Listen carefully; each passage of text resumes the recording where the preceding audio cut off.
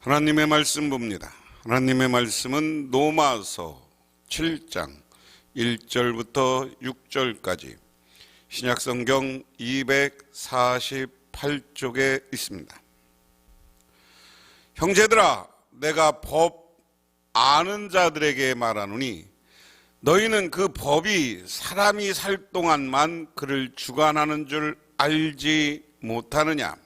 남편이 있는 여인이 그 남편 생전에는 법으로 그에게 매인받으나 만일 그 남편이 죽으면 남편의 법에서 벗어나느니라. 그러므로 만일 그 남편 생전에 다른 남자에게 가면 음녀라. 그러나 만일 남편이 죽으면 그 법에서 자유롭게 되나니 다른 남자에게 갈지라도 음녀가 되지 아니하느니라.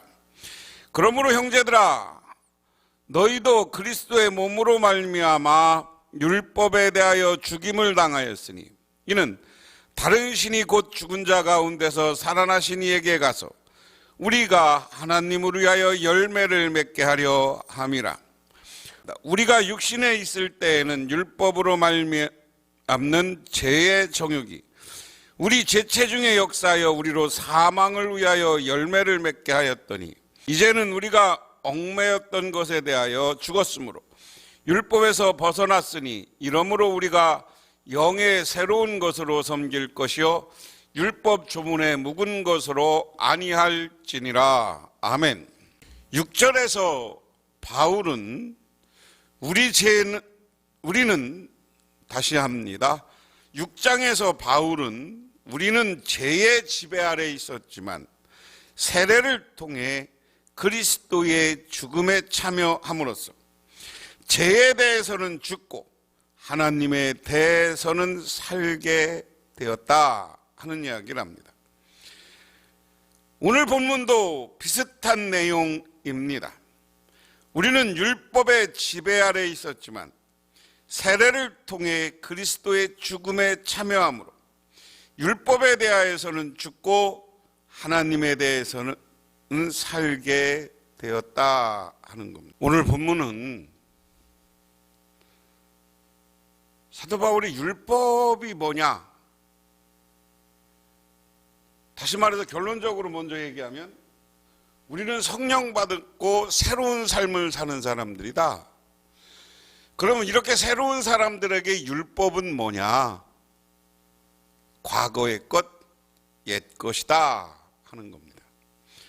그런 것을 설명하기 위해서 오늘 한 절 한 절 설명을 합니다. 그래서 오늘 제목을 육체에서 성령으로 새롭게 라는 제목으로 한번 붙여봤습니다. 다시 말해서 율법은 우리에게 육체 아래 있는 것과 마찬가지다. 육체 아래 있으면 우리가 죄를 짓게 만들고 사망에 이르게 한다. 그런데 우리가 성령을 받고 새로운 삶을 살면 우리는 새롭게 그리고 영생을 얻게 될 것이다. 형제들아, 내가 법하는 자들에게 말하노니 너희는 그 법이 사람이 살 동안 그들을 주관하는 줄 알지 못하느냐. 세 번역으로 보면 형제 여러분, 나는 율법을 아는 사람들에게 말합니다. 율법은 사람이 살아있는 동안 그 사람을 지배한다는 것을 알지 못합니까? 그랬습니다. 율법은 뭐냐라는 거예요. 율법은 우리의 규정, 우리를 법이죠. 그대로 율법이라는 말은 법인데요. 법은 언제까지 우리가 이런 말, 요즘 말로 통용하냐? 살아있는 사람들에게만.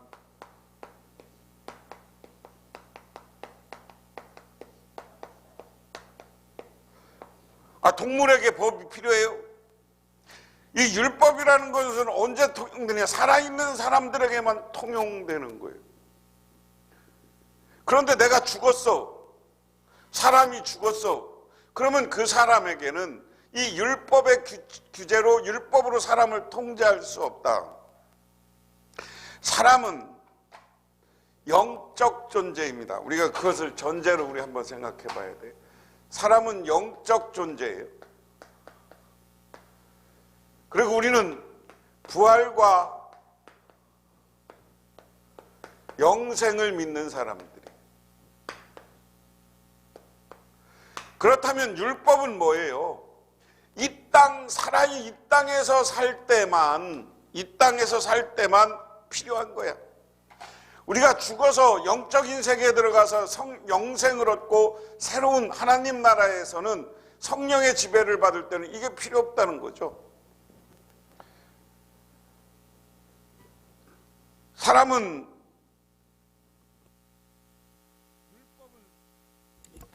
율법은 사람이 살아있는 동안 그를 주관합니다. 법으로 번역된 노무스라는 것은 일반적인 법을 가르칠 수 있었고 모세의 율법을 가르칠 수 있습니다. 법은 살아있는 사람에게만 적용되지 죽은 사람에게는 적용되지 않습니다. 즉 죽은 사람은 법의 적용, 효력, 통제, 지배에서 벗어나게 됩니다. 그러므로 바울은 율법은 제약이 있다 하는 겁니다. 그러면서 오늘 2절, 3절에 율법을 부부관계에 비유해서 설명을 합니다.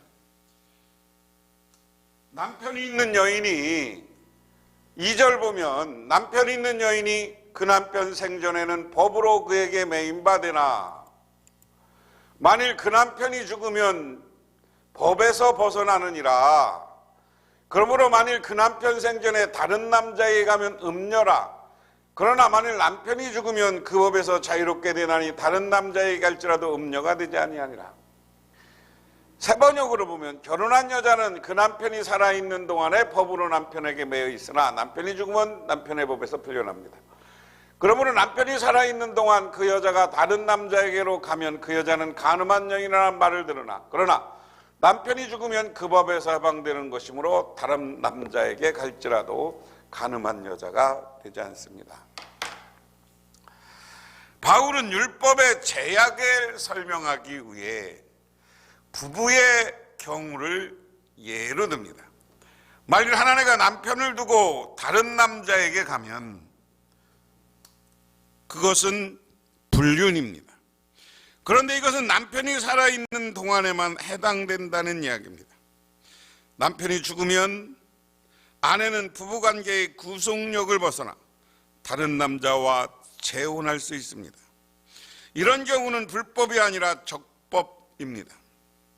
바울은 남편이 살아있는 동안에만 효력 있는 부부간의 책임을 인용하여 율법의 제한적 효력에 관해 설명하고 있다. 부부간의 관계에서 참 우리나라는 이 성경을 가끔 이해해야 되는 게 여러분 우리는 지금은 뭐 재혼하고 뭐 이혼하는 게 굉장히 활성화된 시대, 활성화되는 게 좋은 건 아니지만 활성화된 시대예요. 그런데 여기 연세드신 분들은 과거의 유교적인 사고방식에 아직도 빠져있는 분들이 있어요. 여자는 정조를 지켜야 되고 뭐 옛날에 우리 시대는 안 그랬으면 여자는 뭐 정조를 지키고 뭐 한번 결혼했으면 시집을 가면 안 되고 재혼하면 안 되고 이게 조선시대 법을 가지고 생각하면 안 돼. 이미 이 2000년 전에 유럽과 지금 로마와 이스라엘 이 지역은 부부간의 이혼은 아니지만 사별하고 재혼하는 것은 굉장히 자유로웠던 시대라는 걸 먼저 염두에 두고 오늘 본문을 읽어야 됩니다. 부부간의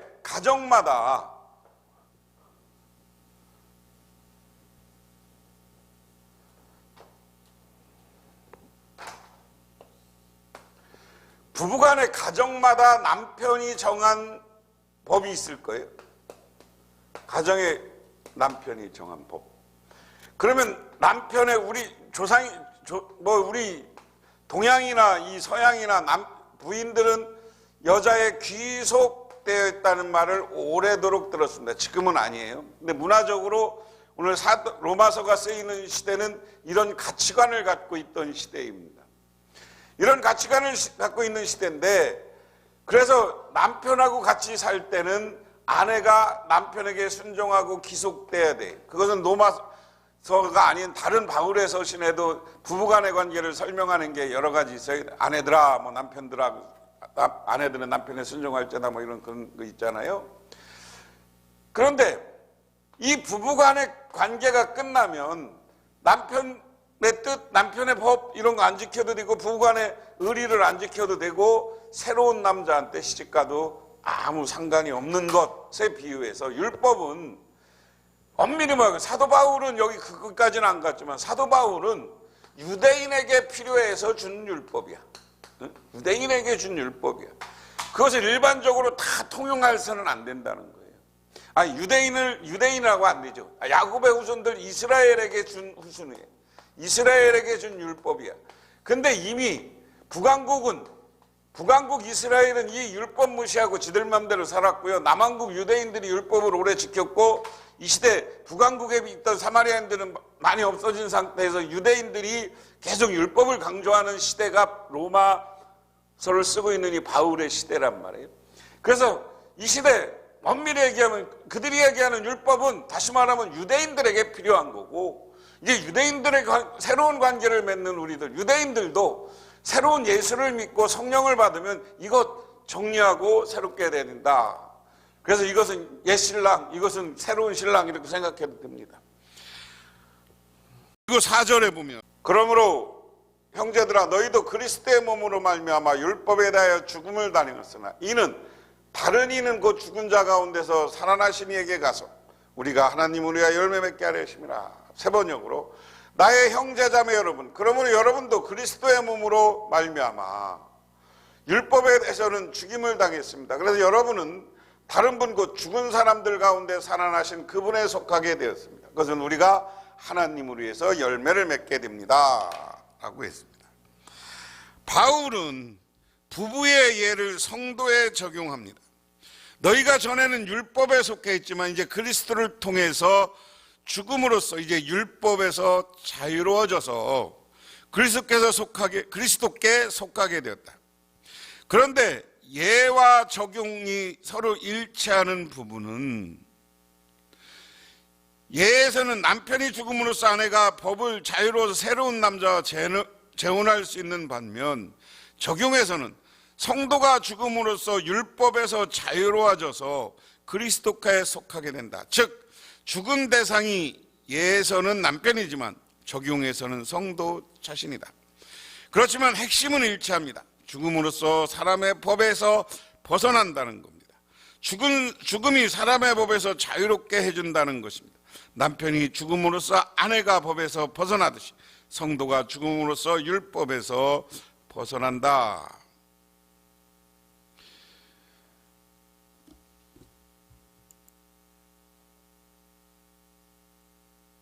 그것과 마찬가지예요. 부부간의 관계에서 과거에 이스라엘 백성들이 율법은 부부관계에서 옛 남편과 같은 거예요.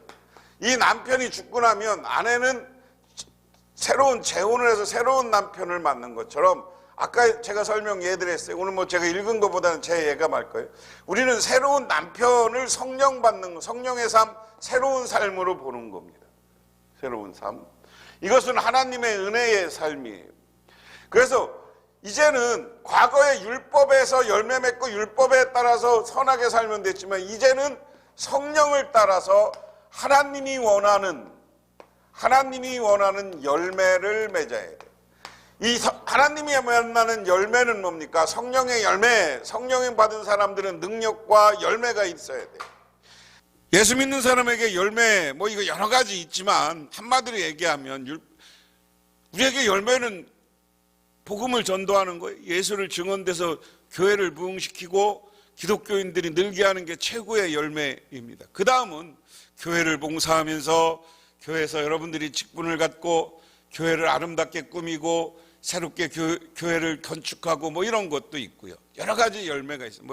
뭐 양선, 뭐 선하게 선을 통해서 이웃에게 베풀고 나누고 이런 것들이 우리 그리스도인 성령에 따라 새로운 하나님을 따라 살아가는 사람들이, 죄에서 율법에서 자유로워진 사람들이 가야 될 삶의 길이다 하는 겁니다.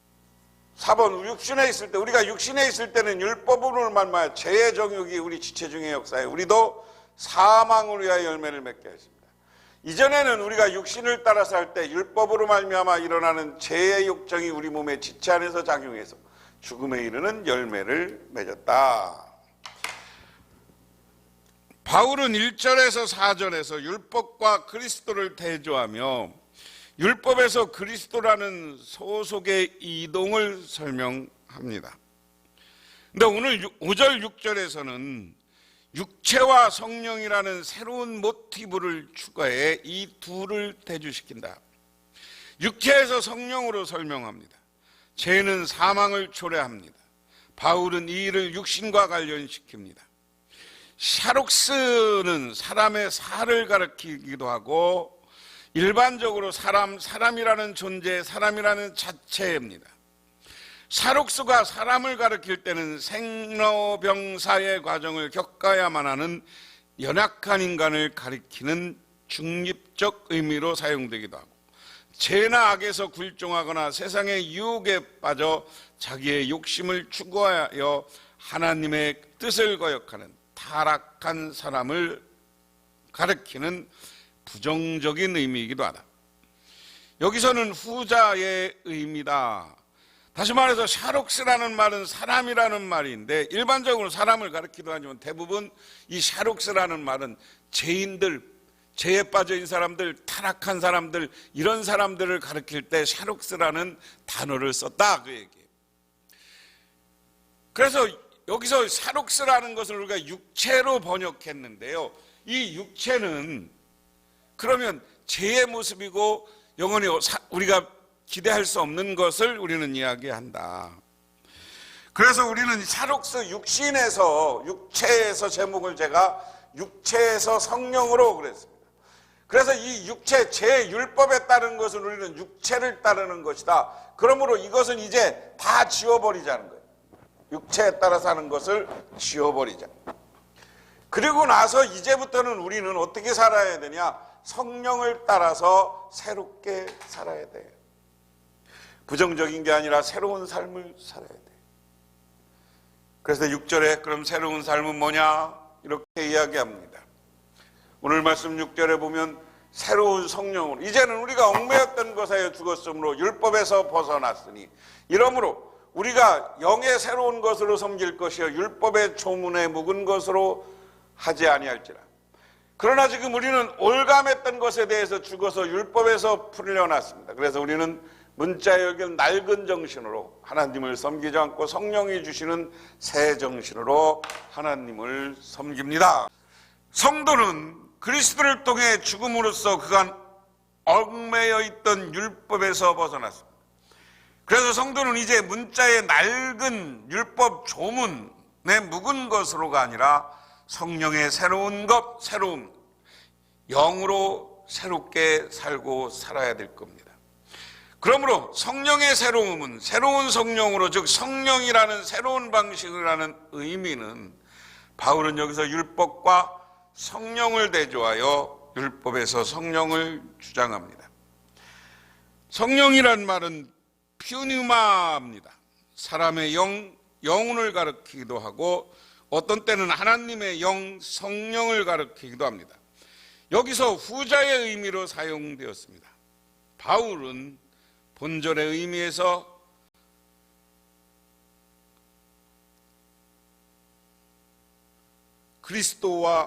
바울은 그리스도의 부활과 성령의 수요로 근본적으로 새로운 종말의 시대가 시작됐고, 그래서 우리는 이제 그리스도 안에서 성령의 인도를 따라 하나님을 섬겨야 된다. 그렇게 결론적으로 얘기하면 우리는 육체에 속해야 되냐 아니면 성령에 속해야 되냐, 이제 육체는 버리고 성령의 사람으로 새롭게 열매 맺으면서 살아야 된다. 그래서 우리는 하나님의 은혜로 그리스도인이 됐고요, 예수 그리스도의 부활과 영생을 믿는 사람이 되었습니다. 이 세상을 바라보면 세상에 썩어질 것, 그거 욕심내지 말라는 거예요. 이제 영원한 하나님 나라의 세계를 바라보면서 이 땅에서 살아가는 동안 선하고 거룩하게, 그리고 성령님이 나를 온전히 인도하고 지도해 나갈 수 있게 그분을 따라 살아가시기를 주님의 이름으로 축원합니다. 그래서 성령을 따라 사는 것은 정말 하나님의 뜻을 따라서 내가 사랑하면서 살고 예수를 증언하는 사람들이 되어야 될 줄 믿으시기 바랍니다. 기도하겠습니다. 하나님 고맙습니다. 오늘도 주님께 나와 기도하며 간구합니다. 아버지 하나님, 이제 우리는 율법, 세상 육적인 것을 버리고 영원한 세계, 피뉴마의 세계를 따라 능력의 삶, 열매 맺는 삶, 증언하는 삶을 살게 하옵시고 이 땅에서 당당하게 살게 하옵소서. 예수님 이름 받들어 기도드리옵나이다. 아멘.